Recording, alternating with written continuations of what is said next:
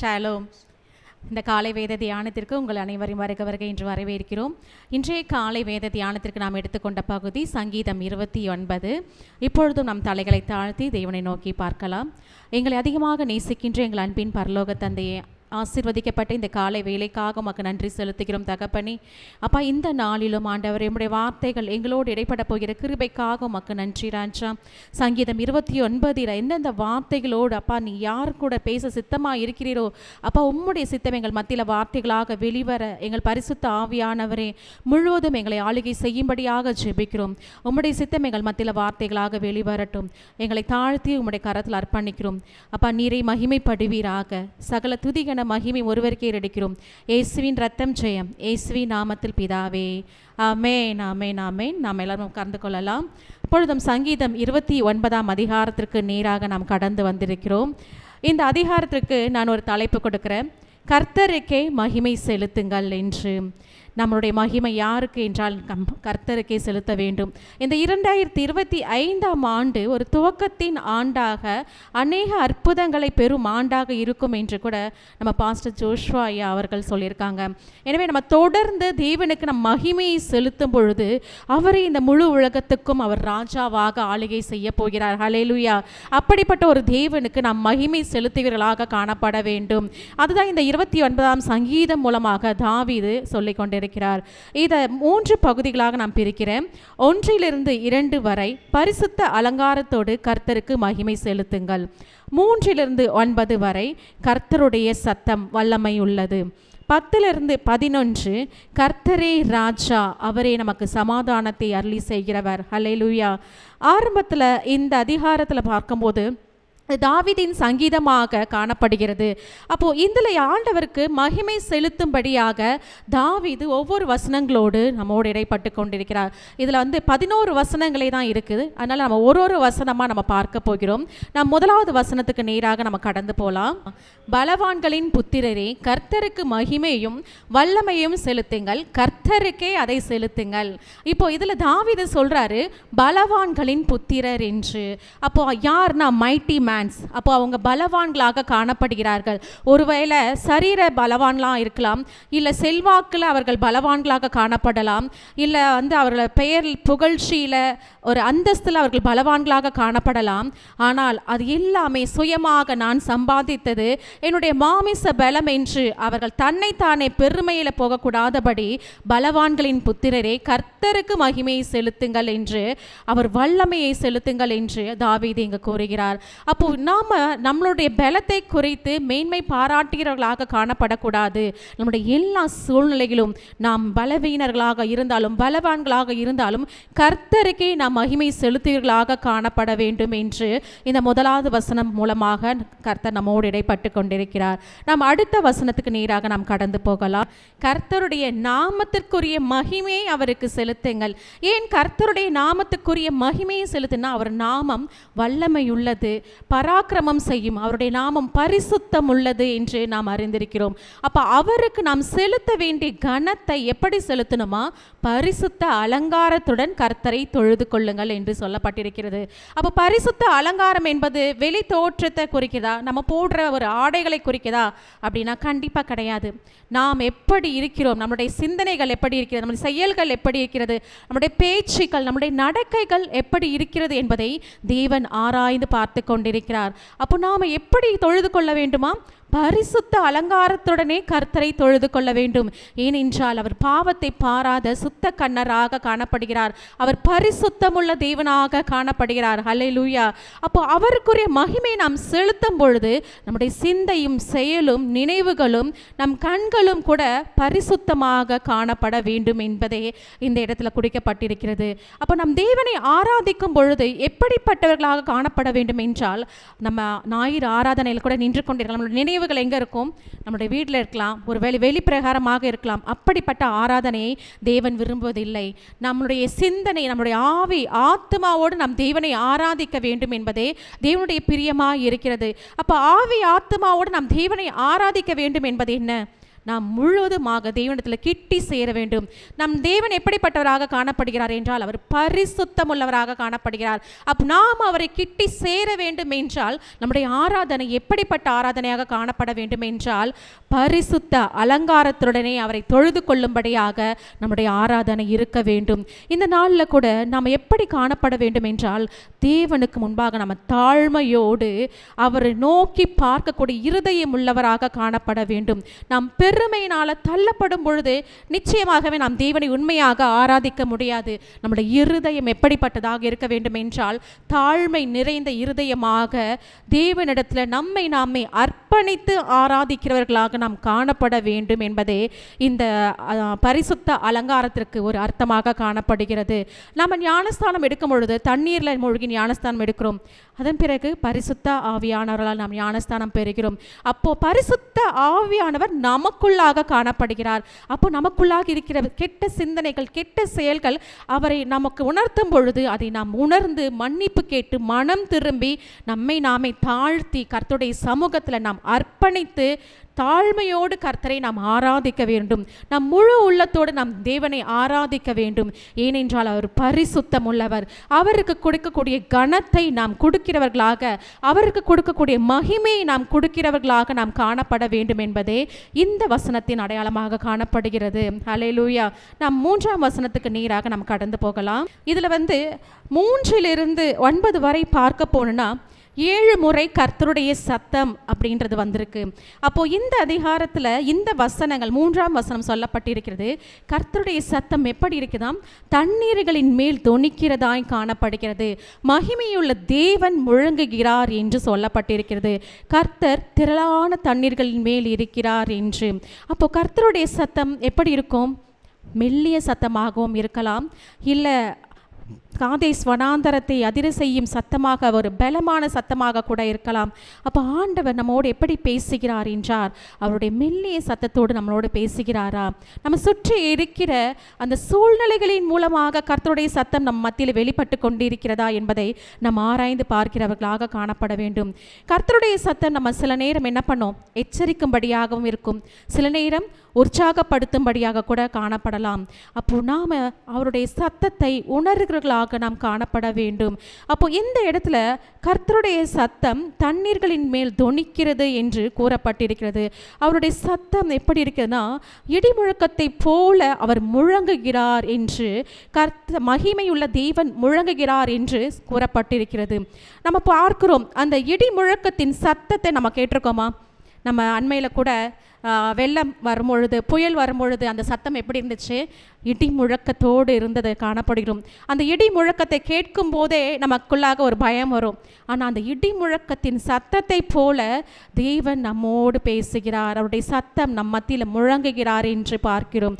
அப்போ அந்த இடி முழக்கத்தின் சத்தத்தில் நம் தேவன் பேசுகிற சத்தத்தை கேட்க முடியுமா? நம்மளால் நிச்சயமாக அவருடைய சத்தத்தை உணர முடியும். அவர் நம்மோடு என்ன பேசுகிறார் என்பதை நாம் அறிந்து கொள்ள முடியும். எப்பொழுது என்றால் நம் தேவனோடு இணைந்து இருக்கும் பொழுது, நம் தேவனோடு நெருங்கிய உறவில் இருக்கும் பொழுது நிச்சயமாகவே அவருடைய சத்தத்தை உணர்ந்து கொள்பவராக நாம் காணப்பட முடியும். இந்த 3 to 4 வரை நாம் பார்க்க போனால் 3 முறை கர்த்தருடைய சத்தம் என்று குறிக்கப்பட்டுள்ளது. அப்போ கர்த்தருடைய மகிமை எப்படி இருக்கிறது என்றால் இடி முழக்கத்தின் நடுவிலிருந்து முழங்குவதை போல அவருடைய சத்தம் காணப்படுகிறது. அது மகிமையுள்ள தேவன் முழங்குகிறார் என்று கூறப்பட்டிருக்கிறது. கர்த்தர் திரளான தண்ணீர்களின் மேல் இருக்கிறார் என்று. அப்போ ஆதியாகமத்தில் நம்ம படிச்சிருக்கோம், பூமி ஒழுங்கின்மையும் வெறுமையுமாய் காணப்பட்ட பொழுது பரிசுத்த ஆவியானவர் ஜலத்தின் மேல் அசைவாடினார் என்று. அப்போ அவருடைய சத்தம் எப்படி இருக்கிறது? இடி முழக்கத்தை போல துணிக்கிற சத்தமாக காணப்படுகிறது. அடுத்த வசனங்கள் நாம் வாசிக்கும் பொழுது தெரியும். அப்போ கர்த்தருடைய சத்தம் எப்படிப்பட்டதாக இருக்கிறது? அது வல்லமை உள்ளதாக காணப்படுகிறது. அப்போ நம்ம வாழ்க்கையில் கூட எத்தனையோ பிரச்சனைகள் வரலாம். அப்போ நம்ம வெள்ளம் போல எத்தனையோ பிரச்சனைகள் வரும் பொழுது அவருடைய சத்தம் சத்தம், அவருடைய வேத வசனம் நமக்கு வல்லமை உள்ளதாக கிரியை செய்கிறது. அப்போ கர்த்தருடைய சத்தம் மகத்துவம் உள்ளதாக காணப்படுகிறது. ஏன் இதில் கர்த்தருடைய சத்தம் என்று கூறப்பட்டிருக்கிறது என்றால், அவருடைய சத்தத்திற்கு நாம் செவி கொடுப்பவர்களாக நாம் காணப்பட வேண்டும். அவருடைய வார்த்தைகளுக்கு செவி கொடுத்து நாம் கீழ்ப்படிந்து நம்மை நாமே அர்ப்பணிக்கிறவர்களாக நாம் காணப்பட வேண்டும். அப்போ கர்த்தருடைய சத்தம் வல்லமை உள்ளது. நம்முடைய வாழ்க்கையில் இந்த காரியம் நடக்கவே நடக்காது, இது அவ்வளோதான் அப்படின்னு சோர்ந்து போய் இருக்கும் பொழுது கூட அவருடைய சத்தம் நம்மை வல்லமை உள்ளதாக மாற்றும். அவருடைய சத்தம் நம்முடைய காரியங்களை மகத்துவம் உள்ளதாக மாற்றும். ஹல்லேலூயா. நாம் 5வது வசனத்தை நாம் வாசிக்க கேட்கலாம். அப்போ இந்த 5வது வசனத்தில் பார்க்கிறோம், கர்த்தருடைய சத்தம் கேதுரு மரங்களை முறிக்கிறது என்று. கேதுரு மரம் எப்படி இருக்கும்னா, அது ஒரு பெலனான ஒரு மரம், அது வலிமையான ஒரு மரம். அது பார்க்கும் பொழுது ஒரு பெரிய ஒரு மரமாக காணப்படுகிறது. அவ்வளோ ஒரு ஸ்ட்ராங்கான ஒரு மரத்தையே கர்த்தருடைய சத்தம் முறிக்கிறது என்று கூறப்பட்டிருக்கிறது. ஏசியா தீர்க்க தரிசன புத்தகத்தில் கூட 2ஆம் அதிகாரத்தில் 13ஆம் வசனத்தில் கூட ஏசியா தீர்க்க தரிசனமாக இந்த காரியங்களை வெளிப்படுத்தியிருக்கிறார். நாம் எடுத்து வாசிக்க கேட்கலாம். ஏசியா 2ஆம் அதிகாரம் 13ஆம் வசனத்திலிருந்து. அப்போ ஏசியா தீர்க்க தரிசன புத்தகத்தில் கூட சொல்லப்பட்டிருக்கிறது, அவர் யார்? அவர் மகத்துவம் உள்ளவர், அவருடைய சத்தம் கேதுரு மரங்களை முறிக்கிறதாக காணப்படுகிறது என்று. அப்போ நம்முடைய வாழ்க்கையில் நாம் பலவான், என்னால் ஒன்றுமே செய்ய முடியாது, நான் என்னுடைய சுய பலத்தில் என்னால் எல்லாமே வாழ முடியும் அப்படின்னு நம்ம சொல்லி கொண்டிருக்கலாம். ஆனால் அவருடைய சத்தத்தை கேட்கும் பொழுது எல்லா சூழ்நிலைகளும் மாறும். ஹல்லேலூயா. அவர் கேதுரு மரங்களை முறிக்கிறவராக காணப்படுகிறார். அப்போ நீதிமான் பனையை போல செழித்து லீபோனில் கேதுருவை போல வளருவான் என்று சொல்லப்பட்டிருக்கிறது. அப்போ லீபோனில் கேதுரு மரம் எவ்வளவு உறுதியாக காணப்படும் என்றால், அது நிலையான தன்மை உள்ளதாக. பெரியவர்களை கூட கேதுரு மரம் செடாஸ் என்று நாம் அழைக்கிறோம். அப்போ ஏன் என்றால் அவர்கள் வாழ்ந்து நெடுநாட்களாக வாழ்பவர்கள் என்பதற்கான அடையாளமாக காணப்படுகிறது. ஆனால் கர்த்தருடைய சத்தம் அப்படிப்பட்ட ஒரு பெரிய மரத்தையே, ஒரு உறுதியான ஒரு மரத்தையே முறிக்கிறது என்றால் அவருடைய சத்தம் வல்லமை உள்ளதாக காணப்படுகிறது. அப்போது நம்மளுடைய எதிர்த்து நிற்கிற எல்லா பிரச்சனைகளும் கர்த்தர் முறிக்க வல்லவராக இருக்கிறார். ஹல்லேலூயா. நாம் அவருடைய சத்தத்திற்கு செவி கொடுக்கும் பொழுது கர்த்தர் நமக்கு முன்பாக நிற்கிற எல்லா பிரச்சனைகளையும் அவர் முறித்து போட வல்லவராக இருக்கிறார். ஹல்லேலூயா. கர்த்தர் லீபோனோனின் கேதுரு மரங்களை முறிக்கிறார். ஒருவேளை தாவீதுடைய அரண்மனை எங்கே இருக்குன்னு பார்த்தா, நம்மளுடைய மேப்பில் கூட பார்க்கும் போது தெரியும், அதாவது மலையின் மேலே தான் அவருடைய அரண்மனை இருந்துச்சு அப்படின்னு. அப்போ சுற்றி இருக்கிற இடங்களை அவர் பார்க்கும் பொழுது ஒருவேளை வெள்ளம் போல அந்த இடத்துல ஒரு புயல் போன்ற ஒரு சூழ்நிலை உண்டாயிருக்கலாம் என்று கூட அறிய முடிகிறது. அப்போ அந்த இடத்துல தாவீது பாடுகிறார். அப்போ அவருடைய சத்தம் லீபனோனின் கேதுரு மரங்களை முறிக்கிறதாக காணப்படுகிறது என்று. அப்போது லீபனோனில் இருக்க கேதுரு மரங்கள் அவ்வளோ பலனாக இருக்கும் பொழுது கர்த்தருடைய சத்தத்தை அது முறிக்கும் என்றால், இந்த நாளில் நம்மளுடைய வாழ்க்கையில் இருக்க பிரச்சனை யாராலுமே ஒண்ணுமே செய்ய முடியாது, இந்த பிரச்சனை என்ன அப்படியே அழித்து விடும் என்று நம்ம யோசித்து கொண்டிருக்கிறோமா? நிச்சயமாக இல்லை. கர்த்தருடைய சத்தம் நம்முடைய பிரச்சனைகளை முறிக்க வல்லதாக இருக்கிறது. ஹல்லேலூயா. அப்போ அது எப்படி இருக்குது? அவைகளை கன்றுக்குட்டிகளை போலவும், கன்றுக்குட்டி எப்படி இருக்கும்? துள்ளி குதித்து விளையாடுவதாக காணப்படும். அப்போ அந்த மலையின் மேலே கர்த்தருடைய சத்தம் தொனிக்கும் பொழுது ஒருவேளை அந்த மலை கூட கன்றுக்குட்டியை போல துள்ளி குதித்து விளையாடுவதை போல கூட காணப்படலாம். அப்போ லீபனோனையும் சீரியோனையும் காண்டாமிருக குட்டிகளைப் போலவும் துள்ள பண்ணுகிறார். ஒருவேளை கர்த்தருடைய சத்தத்தை கேட்டு அந்த லீபனோனும் சீரியோனும் கூட துள்ளி குதித்து கர்த்தருக்கு ஆராதனை செலுத்தி கொண்டிருக்கலாம். அதனால தான் சொல்லியிருக்காரு தாவீது இந்த இடத்துல சீரியோனையும் லீபனோனையும் காண்டாமிருக குட்டிகளைப் போலவும் துள்ள பண்ணினார் என்று. ஹல்லேலூயா. அப்போ ஆண்டவருடைய மகிமையான ஒரு வல்லமை நிறைந்த, அவருடைய பிரசன்னம் நிறைந்த அந்த சத்தம் லீபனோனையும் இந்த சீரியோனையும் காண்டாமிருக குட்டிகளைப் போல துள்ள பண்ணும் என்றால், நாம் குதித்து ஆராதித்து தேவனை நாம் வணங்க வேண்டியவர்களாக காணப்படுகிறோம். கர்த்தருக்கே நம்முடைய மகிமையை செலுத்தும்படியாக நாம் காணப்பட வேண்டும். கர்த்தருடைய சத்தம் அக்கினி ஜுவாலைகளை பிளக்கும் என்று கூறப்பட்டிருக்கிறது. அப்போ அக்கினி ஜுவாலைகளை பிளக்கும் என்றால் அந்த தீப்பிழம்புகளை பிளக்கும் பொழுதுதான் அதுல இருந்து வெளிச்சம் வரும். அப்போ அந்த அக்கினி ஜுவாலைகளை பிளக்கிற அந்த சத்தமாக கர்த்தருடைய சத்தம் காணப்படுகிறது. மேலும் கர்த்தருடைய சத்தம் வனாந்தரத்தை அதிர பண்ணும். கர்த்தர் காதேஸ் வனாந்தரத்தை அதிர பண்ணுகிறார். ஹல்லேலூயா. அப்போ கர்த்தருடைய சத்தம் எப்படிப்பட்டதாக காணப்படுகிறது என்றால் இந்த முழு உலகத்தையும் அதிர பண்ணுகிறதாக காணப்படுகிறது. ஏனென்றால் அவரே நியாயம் தீர்க்கிற நியாயாதிபதியாக நம் மத்தியில் கடந்து வருகிறார். இந்த முழு உலகத்தையும் ஆளுகிற ஒரு ராஜாவாக, ஒரு நியாயாதிபதியாக, ஒரு பரிசுத்தராக அவர் காணப்படுகிறார். அவர் வல்லமை நிறைந்தவர், அவர் பராக்கிரமம் செய்பவர் என்பதை நாம் அறிந்திருக்கிறோம். அப்போ இந்த இடத்துல அந்த சத்தம் வனாந்தரத்தை அதிர பண்ணும் என்று கூறப்பட்டிருக்கிறது. அப்போ வனாந்தரத்தை அதிர பண்ணும் என்றால் அந்த சூழ்நிலைகளை நாம் கொஞ்சம் யோசித்து பார்க்கலாமே. அப்போ ஆண்டவருடைய சத்தம் நம்மளை பயமுறுத்தும்படியாக இருக்கும் என்று நாம் நினைக்க முடியாது. அவைகளை நம்மை ஆற்றி தேற்றுகிற ஒரு சத்தமாக, நான் இருக்கிறேன் என்று துணிக்கிற ஒரு எக்கால சத்தமாக அந்த இடத்துல தேவன் நம்மோடு இடைப்பட்டு கொண்டிருக்கிறார். ஹல்லேலூயா. அப்போ கர்த்தருடைய சத்தம் காதேஸ் வனாந்தரத்தை அதிர பண்ணும்படியாக காணப்படுகிறது என்று போடப்பட்டிருக்கிறது. அப்போ அவர் நியாயம் தீர்க்கிற நியாயாதிபதியாக நம் மத்தியில் கடந்து வருகிறார் என்று போடப்பட்டிருக்கிறது. அப்போ அவர் நம்ம கூட நோவா காலத்தில் கூட நம்ம பார்த்திருக்கிறோம். இந்த ஜல பிரளயம் வரும்பொழுது ஆண்டவருடைய நியாய தீர்ப்பு வெளிப்பட்டது என்று. ஒருவேளை இந்த இடத்துல அவருடைய நியாய தீர்ப்பு கடந்து வரும்பொழுது கூட இப்படிப்பட்ட ஒரு அதிர்வுகள் ஏற்படுகிறதாய் தோன்றுகிறது. கர்த்தர் காதேஸ் வனாந்தரத்தை அதிர பண்ணுகிறார் என்று போடப்பட்டிருக்கிறது. இந்த 8 to 9 வரைக்கும் நம்ம பார்த்தோம்னா 6வது முறையாக மற்றும் 7வது முறையாக கர்த்தருடைய சத்தம் என்று போடப்பட்டிருக்கிறது. அப்போ அவருக்கு இயற்கையின் மீதும் அதிகாரம் இருக்கிறது என்பதை தெரியப்படுத்துகிறதாக காணப்படுகிறார். ஹல்லேலூயா. இப்போ நம்ம கூட பார்த்துருக்கிறோம், நோவாவின் காலத்தில் அந்த ஜலப்பிரளயம் வந்த பிறகு கர்த்தர் எல்லாவற்றையும் புதிதாக மாற்றினார். அப்போ அவர் நியாயம் தீர்க்கும் பொழுது அவர் எல்லா சூழ்நிலைகளையும் மாற்ற வல்லவராய் இருக்கிறார். ஹல்லேலூயா. அவருடைய அதிகாரம் இயற்கையின் மீதும் இருக்கிறது என்பதை அனைவரும் அறிந்து கொள்ளும்படியாக அவருடைய சத்தம் வனாந்தரத்தை அதிர பண்ணுகிறதாக காணப்படுகிறது. கர்த்தருடைய சத்தம் பெண்மான்களை ஈனும்படி செய்து, அப்போ மான் என்றது ஒரு பலவீனமான ஒரு மிருகமாக காணப்படுகிறது, ஒரு விலங்கு.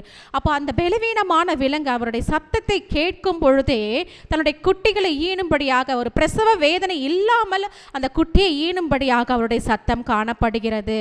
அப்போ காடுகளை வெளியாக்கும். அப்போ இந்த நாளில் காடு எப்படி இருக்கும்னா அடர்ந்த இருட்டாக இருக்கும். ஆண்டவருடைய சத்தம் வரும் பொழுது, அதை வெளியாக்கும் பொழுது, அவருடைய தீப்பிழம்புகளை பிளக்கும் பொழுது எப்படி வெளிச்சம் வருகிறதோ அதே போல கர்த்தருடைய வெளிச்சம் நம்மேல் உதிக்கும் என்பதை இந்த இடத்துல போடப்பட்டிருக்கிறது. அப்போ இந்த நாளில் நம்முடைய வாழ்க்கை இருண்டதாக, அந்தகாரம் நிறைந்ததாக, ஒரு காட்டை போல போகிற வழி தெரியாமல் தவித்து கொண்டிருக்கிற நமக்கூட ஆண்டவர் பேசிக்கொண்டிருக்கிறார்.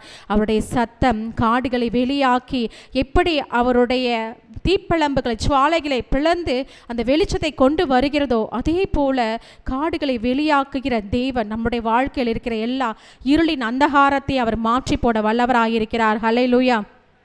இந்த நாளில் கூட நம்ம பார்க்கிறோம், அப்போ ஆண்டவருக்கு இயற்கையின் மீதும் அதிகாரம் இருக்கிறது. ஏனென்றால் அவரே வானத்தையும் பூமியையும் படைத்த சர்வ சிருஷ்டிகராக அவர் காணப்படுகிறார் என்றால், அப்போ அவர் எல்லா சூழ்நிலைகளையும் மாற்ற வல்லவராயிருக்கிறார். இந்த நாளில் காலநிலை மாற்றத்தினால மழை பெய்ய வேண்டிய நாளில் மழை பெய்யலை, வெயில் காய வேண்டிய நேரத்தில் வெயில் காயலை. ஆனால் ஆண்டவருடைய நியாய தீர்ப்பை வெளிப்படுத்தும்படியாக தான் இந்த ஒவ்வொரு இயற்கை மாற்றங்களும் நம் மத்தியில் நிகழ்ந்து கொண்டிருக்கிறது. ஏனென்றால் ஆண்டவர் ஒரு விஷயத்தை நம்ம உடைக்கிறார் என்றால் அவர் திரும்ப உருவாக்குகிறார் என்று அர்த்தம்.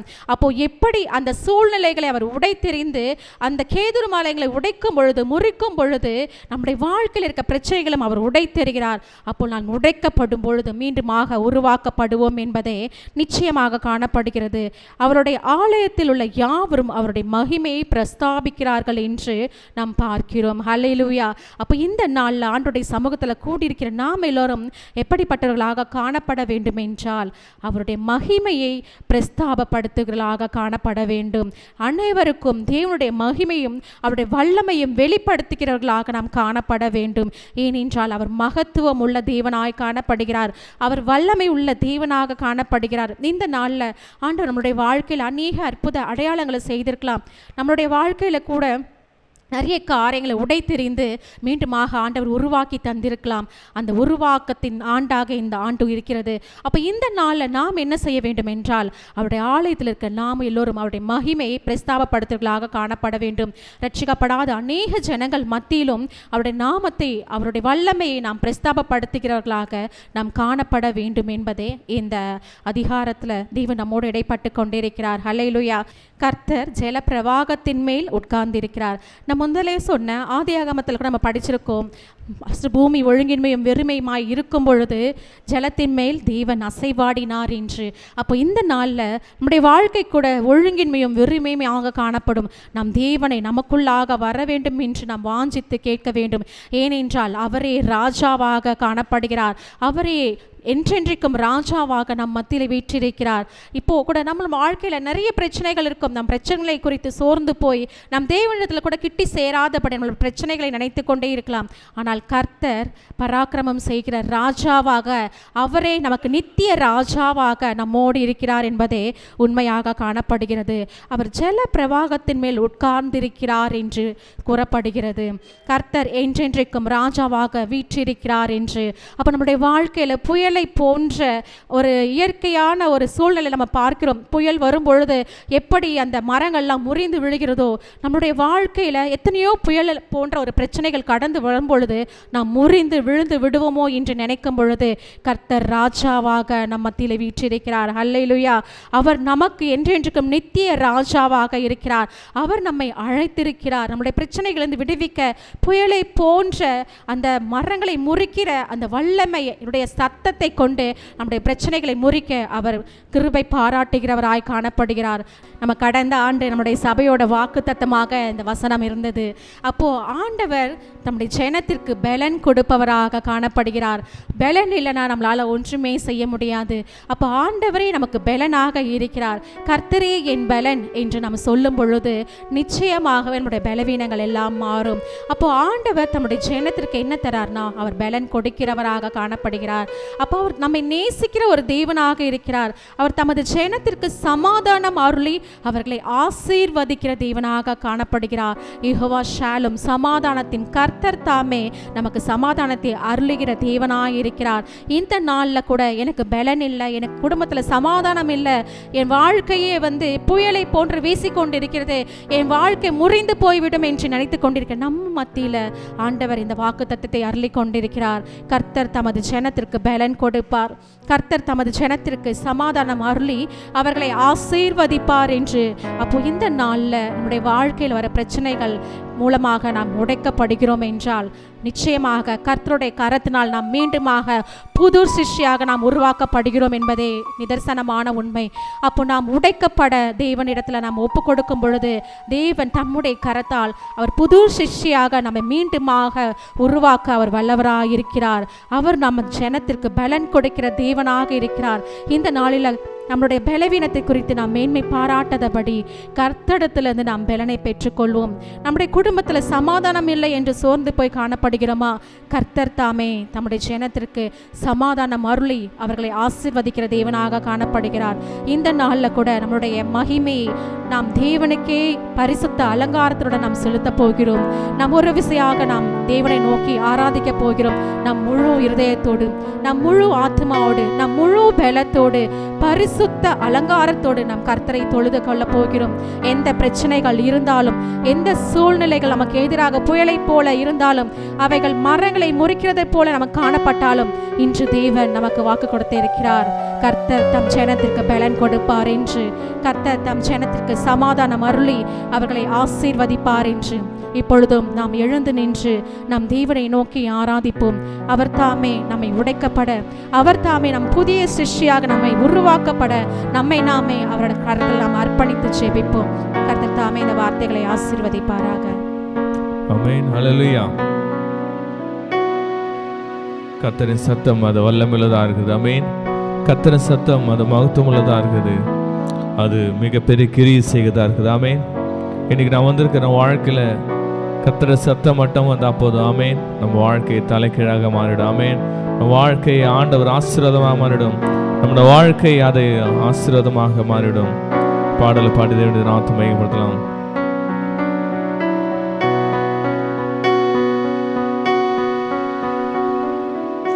கர்த்தரின் சத்தம் வல்லமை உள்ளது, கர்த்தரின் சத்தம் மகத்துவமானது. திரண்ட தண்ணீர் மேல் ஜலப்பிரவாகம் மேல் தற்பரன் முழங்குகின்றார். அல்லேலூயா.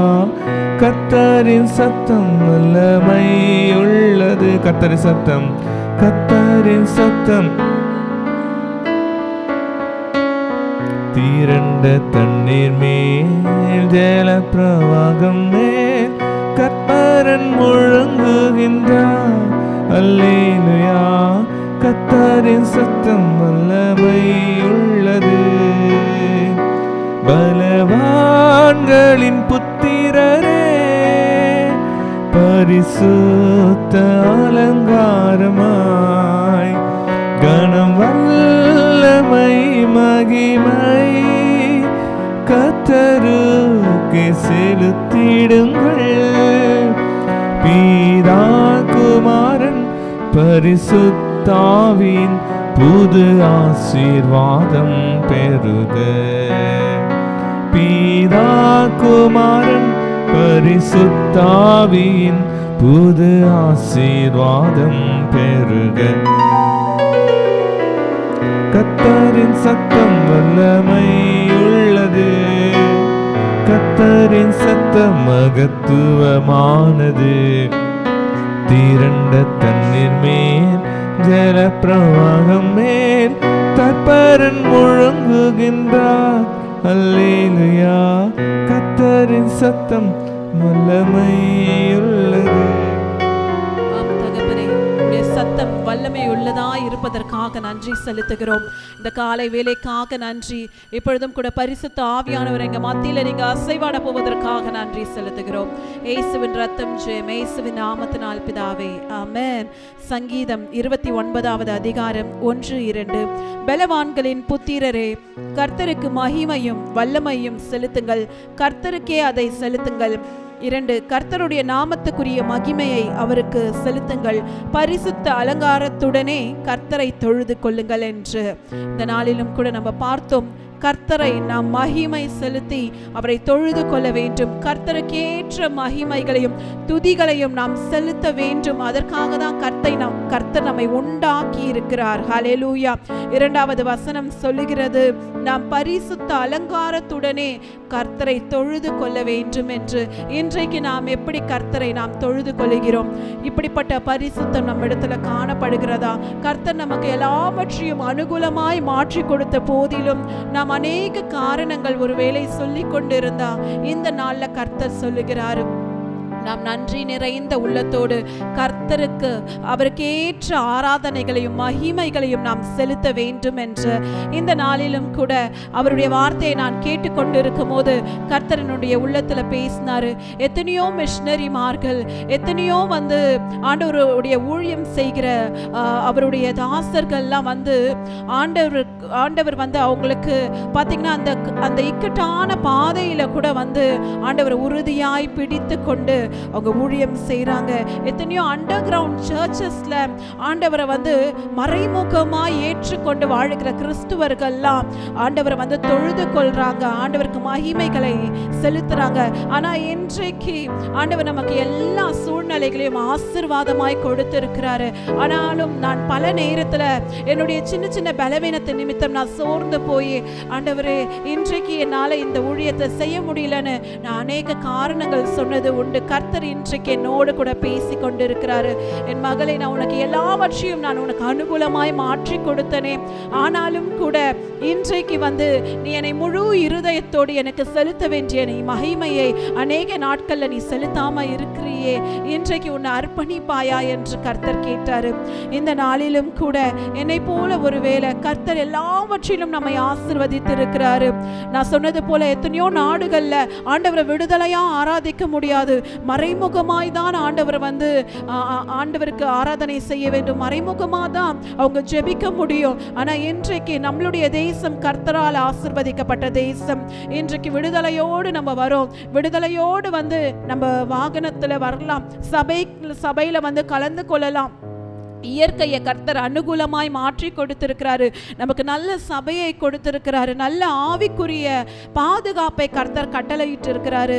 இன்னமும் நாம் அநேக காரணங்கள் சொல்லி கொண்டிருந்தோம் என்றால் இந்த நாளில் கூட நாம் கர்த்தரிடத்துல மனம் திரும்ப வேண்டும். ஒருவேளை என்ன போல நீங்க இதுவரைக்கும் கர்த்தருக்கு முழுமையான மகிமை செலுத்தாம அநேக நேரங்கள்ல காரணங்கள் சொல்லி கொண்டிருந்தா ஒரு விசையாக நம்மை அர்ப்பணிக்கும்படிக்கு நம்ம முன்பாக கடந்து வரலாம்.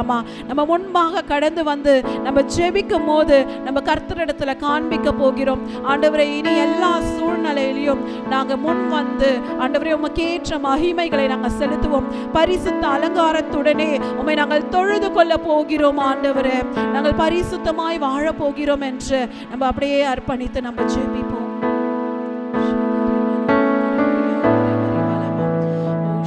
ஆண்டவருக்கு நாம் மகிமை செலுத்துகிறோம். ஆண்டவரே, நீ நல்லவரப்பா, வாழ்க்கையில் எத்தனை நன்மைகள் செய்திருப்பா. ஆனால் உமக்கு நாங்கள் நன்றி செல்வதை தவிர வேற என்று வார்த்ததுக்கு அப்புறம் எல்லாம் துதி கனம் உமக்கு தான். ஆண்டவரே, துதி உமக்கே, கனம் உமக்கே, புகழும் மேன்மையும் ஒருவர் சுலமா.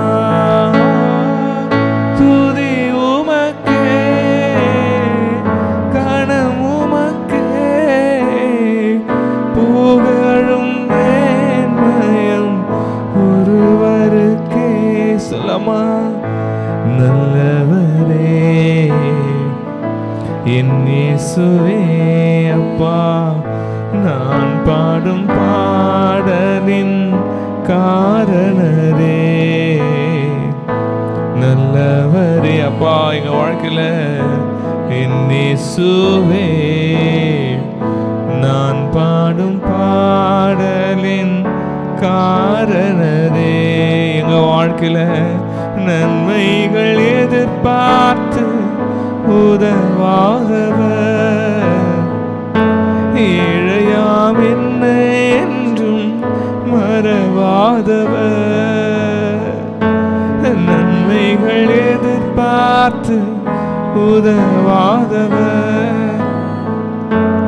ஏழையாம் என்ன என்றும் கைகளை உயர்த்தி சொல்லப்பா. எங்க வாழ்க்கையில துதி உமக்கே, கனம் உமக்கே, புகழும் அப்பா உங்க ஒருவருக்கே. துதி உமக்கே, துதி உமக்கே, கனம் உமக்கே, புகழும் ஒருவருக்கே. தகப்பனே, எங்க வாழ்க்கையில ஆண்டவரே உமக்கு ஒருவருக்கே ஆண்டவரே துதி கன மகிமைகளை நாங்கள் செலுத்துகிறோம். எங்களுடைய வாழ்க்கையில நீர் எத்தனை நல்லவராய் இருக்கிறீர் ஆண்டவரே. ஆனா அநேக நாட்கள் நாங்கள் அதை மறந்துவிட்டு காரணம் சொல்லிக் கொண்டு நாங்கள் உமக்கு நன்றி சொல்வதை கூட நாங்கள் மறந்து இருக்கிறோம் ஆண்டவரே. ஒரு விசையாக எங்களை நீங்க மன்னியுங்கப்பா. இன்றைக்கு ஆண்டவரே நாங்கள் முடிவெடுக்கிறோம் ஆண்டவரே. அப்பா, இனி நாங்கள் நன்றி நிறைந்த உள்ளத்தோடு அப்பா உமக்கேற்ற மகிமைகளை நாங்கள் செலுத்த போகிறோம். உமக்கேற்ற பரிசுத்தத்தோடு நாங்கள் வாழ போகிறோம்.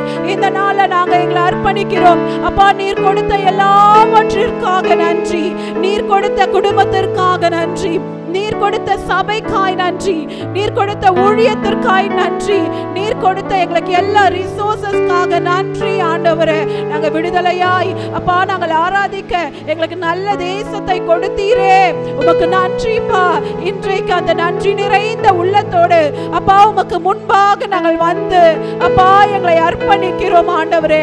தொடர்ந்து ஆண்டவரே அப்பா எங்க உயிருள்ள நாள் வரைக்கும் அப்பா நாங்கள் உமக்கு மாத்திரமே துதிகன மகிமைகளை செலுத்தி உமக்காக நாங்கள் வாழ்வோம் என்று அர்ப்பணிக்கிறோம். உங்க கரத்துல நாங்க விட்டு கொடுக்கிறோம். சகல துதிகன மகிமை உமக்கு ஒருவருக்கே செலுத்துகிறோம். இயேசு கிறிஸ்துவின் நாமத்தினால் பிதாவே, ஆமென்.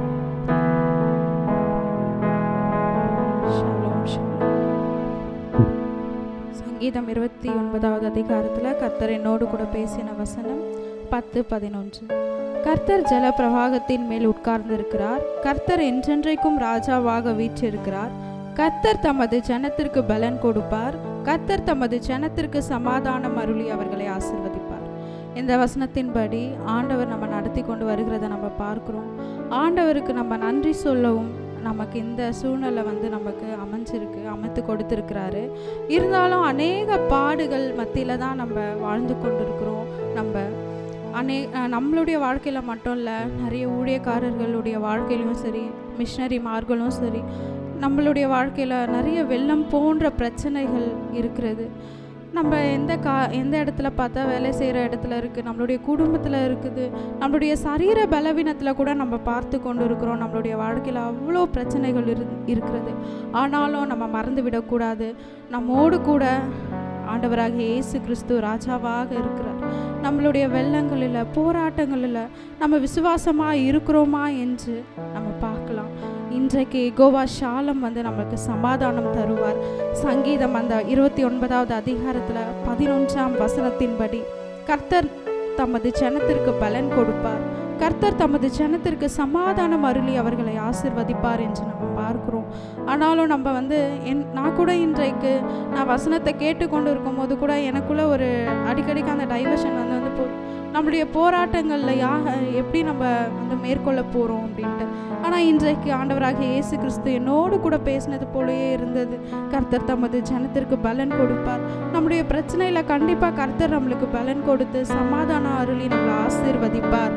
இதே போல் இன்றைக்கு யார் யார் என்னென்ன போராட்டங்களோடு பலவீனத்தோடு இருக்கிறீர்களோ இன்றைக்கு நம்ம ஆண்டவரிடம் நம்மளை ஒப்பு கொடுக்கலாம்.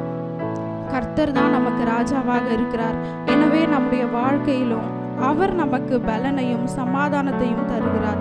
இப்பொழுதும் நம்ம ஒப்பு கொடுத்து செபிப்போம். நம்ம கரங்களை உயர்த்தி நம்மளை அர்ப்பணிக்கலாம். நம்மளுடைய போராட்டங்களை, கஷ்டங்களை ஆண்டவரிடத்துல நம்ம சொல்லலாம், நம்ம செபிக்கலாம். இந்த வேலையில நம்ம அர்ப்பணித்து நம்ம செபிப்போம். ஆண்டவர்கிட்ட நம்ம சமாதானத்தை கேட்போம். அவர்கிட்ட நம்மளுடைய சகல பிரச்சனைகளையும் நம்ம வைக்கும்போது ஆவியானவர் நம்மளோடு கூட இருக்கிறார். எப்படி கர்த்தருடைய சத்தம் வல்லமை உள்ளதா இருக்கிறதோ, எப்படி கர்த்தருடைய சத்தம் மகத்துவம் உள்ளதா இருக்கிறதோ, இன்றைக்கும் கர்த்தர் நம்மளுடைய வாழ்க்கையிலும் நம்மளுடைய பிரச்சனைகளிலும் அப்பா அவர் நம்மளோடு கூட இடைப்படுவார். இந்த வேலையில நம்ம கரங்களை உயர்த்தி கர்த்தரிடத்துல நம்மளை ஒப்பு கொடுப்போம், கர்த்தரிடத்துல நம்மளை அர்ப்பணிப்போம்.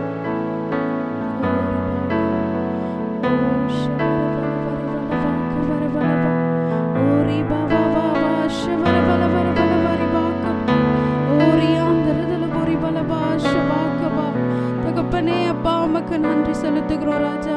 அப்பா வல்லமை உள்ளவரே, அப்பா மகத்துவம் உள்ளவரே, அப்பா உமக்கு நன்றி நன்றி நன்றி. அப்பா வாக்கு மாறாதவரே உமக்கு நன்றி செலுத்துகிறோம்.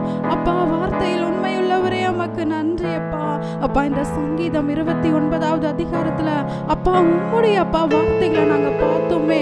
அப்பா உம்முடைய சத்தம் வல்லமை உள்ளது, அப்பா உம்முடைய சத்தம் மகத்துவம் உள்ளது, அப்பா உம்முடைய சத்தம் சகலவற்றையும் அப்பா மேற்கொள்ள அப்பா செய்ய முடியும். தகப்பனே இன்றைக்கும் அப்பா எங்களுடைய வாழ்க்கையில உள்ள ஒவ்வொரு பிரச்சனைகளை அப்பா போராட்டங்களை நாங்க கொண்டு வருகிறோம். யெகோவா ஷாலோம் அப்பா நீர் சமாதானத்தை தருகிற தேவனாய் இருக்கிறீரே. அப்பா இன்றைக்கப்பா யார் யார் என்னென்ன போராட்டங்களை, என்னென்ன கஷ்டங்களை, என்னென்ன பலவீனங்களை அப்பா மேற்கொள்ளுகிறார்களோ அப்பா நீங்க அவங்களுக்கு அந்த மேற்கொள்ளக்கூடிய பலனை நீங்க தருவீராக. தகப்பனே ஆவியானவரே அப்பா நீங்க எங்களுக்கு பலன் கொடுப்பீங்க, நீங்க எங்களுக்கு சமாதானம் அருளி அப்பா எங்களை ஆசீர்வதிப்பீங்க. தகப்பனே அப்பா அந்த சங்கீதம் அப்பா 29வது அதிகாரத்துல 11வது வசனத்தை இந்த வேலையில நாங்க அப்பா ஒப்பு கொடுத்து ஜெபிக்கிறோம். ஆவியானவரே அப்பா எங்க வாழ்க்கையில் உள்ள எல்லா போராட்டங்களை, எல்லா கஷ்டங்களை, எல்லா பிரச்சனைகளை, பாடுகளை, நிந்தைகள் அப்பா உம்முடைய கருத்தில் நாங்கள் ஒப்பு கொடுக்கிறோம். தகப்பனே இந்த வேலையில் அப்பா நீங்கள் ஒவ்வொருவரையும் தொட்ட கிருபைக்காக நன்றி. எங்களுடைய வெள்ளம் போன்ற பிரச்சனைகளை மாற்றினதுக்காக நன்றி தகப்பனே. அப்படியா இந்த வேலையில் ஒப்பு கொடுத்த ஒவ்வொருவரையும் நீங்கள் கண்ணோக்கி பாருங்க. எல்லா பிரச்சனைகளை மேற்கொள்ளக்கூடிய பலனை நீங்கள் தருவீராக. எல்லாவற்றையும் அப்பா உம்முடைய கருத்தில் ஒப்பு கொடுக்கிறோம். சகல துதி கன மகிமை ஒருவருக்கே செலுத்துகிறோம். இயேசுவின் நாமத்தினால் பிதாவே, ஆமென். ஹல்லேலூயா, ஹல்லேலூயா. இந்த நாளில் கூட நம்ம பார்த்தோம் கர்த்தருடைய சத்தம் நம்ம மத்தியில் பராக்கிரமம் செய்யும் என்று. இந்த நாளில் கடந்த வருடத்தில் கூட இந்த வெள்ளத்தால் நிறைய பேர் தன்னுடைய உடைமைகளை இழந்து நிற்கதியாய் உடைக்கப்பட்ட நிலைமையில் காணப்பட்டிருக்கலாம். ஆனால் தேவன் இன்று நம்மோடு இடைப்பட்டு கொண்டிருக்கிறார். அவருடைய சத்தத்திற்கு நாம் செவி கொடுக்கப்படும் பொழுது உடைக்கப்பட்ட நாம் உருவாக்கப்படுகிறோம் என்று. ஹல்லேலூயா. நம்ம கடந்து வருட வாக்குத்தத்த வசனங்கள் கூட நமக்கு நினைவூட்டும்படியாக இந்த நாளில் நம்ம பலப்படுத்தி கொண்டிருக்கிறது. அவர் நமக்கு பலன் தருகிற தேவனாயிருக்கிறார். ஏனென்றால் அவரே நம்முடைய ராஜா. நம்முடைய ராஜாவுடைய சத்தத்துக்கு நாம் செவி கொடுத்து அவருக்கு இடத்துல நம் மனத்தாழ்மையோடு அர்ப்பணித்து பரிசுத்த அலங்காரத்தோடு அவரை ஆராதிக்கும் பொழுது நிச்சயமாக உடைக்கப்பட்ட நாம் உருவாக்கப்படுவோம். விசுவாசிக்கிறவர்கள் நாம் ஹல்லேலூயா சொல்லாமா? அவரே நம்ம நித்திய ராஜாவாக இருக்கிறார். அவர் நம்மை உடைக்கப்பட்டாலும் அவர் உருவாக்க அவர் வல்லவராக இருக்கிறார். நம் ராஜாவுடைய சத்தத்திற்கு நாம் செவி கொடுக்கும் பொழுது நிச்சயமாகவே அவர் தம்முடைய ஜனத்திற்கு பலன் தந்து சமாதான முறையில் அவரை ஆசீர்வதிக்கிற தேவனாக காணப்படுகிறார். இப்பொழுதும் நம்முடைய ராஜாவின் சத்தத்திற்கு நாம் செவி கொடுப்போம். இன்னும் அநேக ஆசீர்வாதங்களை நாம் பெறுவோம். கர்த்தர் தாமே இந்த வார்த்தைகளின்படி ஆசீர்வதிப்பாராக. ஷாலோம். கடைசி ஆசீர்வாதத்துக்கு நேராக கைகளை விரித்துக்கொள்ளும். ஈவரக்கா அடோனாய் வயீஷ்மரக்கா யா ஏர் அடோனாய் பனவ் அல்லக்கா விஹுனக்கா ஈஷா அடோனாய் பனவ் அல்லக்கா வயசம் லக்கா ஷாலோம் வயசம் லக்கா ஷாலோம். கர்த்தர் உன்னை ஆசீர்வதித்து காக்க கடவர். கர்த்தர் தன் முகத்தின் மேல் பிரகாசிக்க பண்ணி உன்மேல் கிருபையா இருக்க கடவர். கர்த்தர் தன் முகத்தை உன்மேல் பிரசன்னமாக்கி உனக்கு சமாதானம் கட்டளையிட கடவர். ஹல்லேலூயா, ஹல்லேலூயா, ஹல்லேலூயா.